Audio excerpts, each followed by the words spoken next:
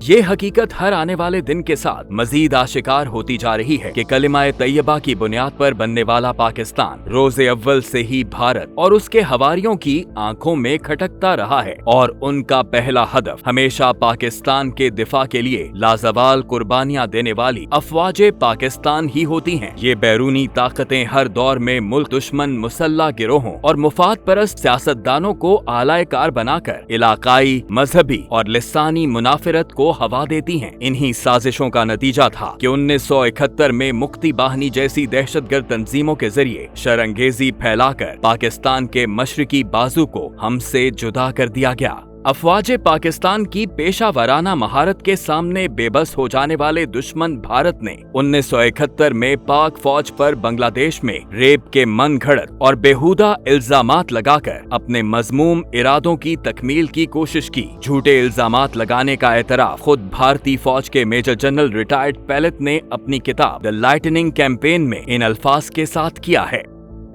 भारत की सकूते ढाका में कामयाबी में हमारे इस झूठे प्रोपेगेंडे का सबसे ज्यादा दखल था, जिसमें हमने पाकिस्तानी फौज के बड़े अफसरों से लेकर मामूली सिपाहियों तक पर शर्मनाक इल्जामात की बारिश करते हुए उन्हें सबकी नजरों में कदरो मंजिलत से महरूम कर दिया था। इसका असर उनके मोराल पर भी पड़ा। जहां तक लड़ाई का ताल्लुक है, पाकिस्तानी फौज के तमाम यूनिट और ब्रिगेड्स इंतहाई कम तादाद और नेवी और फिजाइया का तहफ्फुज न होने के बावजूद गजब और कहर से लड़ते रहे। इसी तरह बैनुल-अक़वामी शोहरत याफ्ता मुसन्निफा और जर्नलिस्ट शर्मिला बॉस 1971 के वाक़यात पर लिखी गई अपनी किताब डेड रेकनिंग में कहती हैं, उनकी बांग्लादेश पर की गई तवील रिसर्च से ये साबित होता है कि भारत और शेख मुजीब समेत अवामी लीग के इस झूठे प्रोपेगेंडे में कोई हकीकत नहीं थी कि फौज ने बंगाली बच्चों और खवातीन पर तशद्दुद किया। इज्तमाई तौर पर आबरू रेजी और मुनज़्ज़िम तशद्दुद के इल्जामात के पीछे सिवाय भारतीय प्रोपेगेंडे और अवामी लीग के बैनुल-अक़वामी हमदर्द मीडिया के ड्रामे के कुछ न था।